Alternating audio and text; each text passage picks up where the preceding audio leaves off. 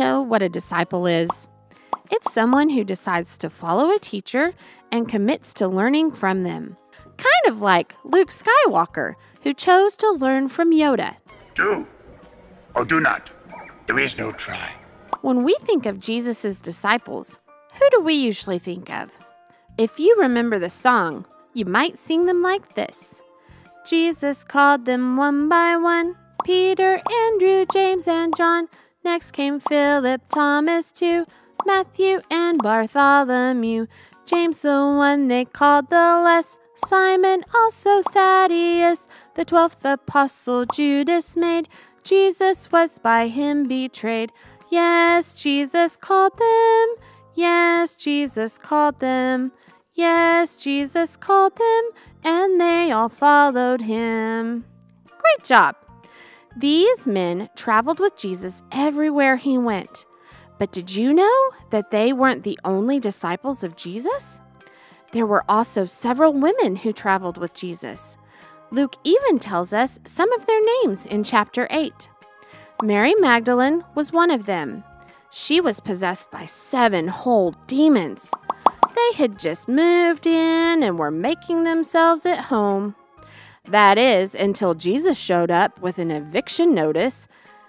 He told them to get their stuff and get out forever, which they did, and Mary was a brand new woman. Another lady was Joanna. Her husband was King Herod's chief of staff, which means that she had some money to spend, and she decided to spend it all to help Jesus. One of the ladies was named Susanna, but we don't really know much about her. Oh, Susanna, wish I knew more about you.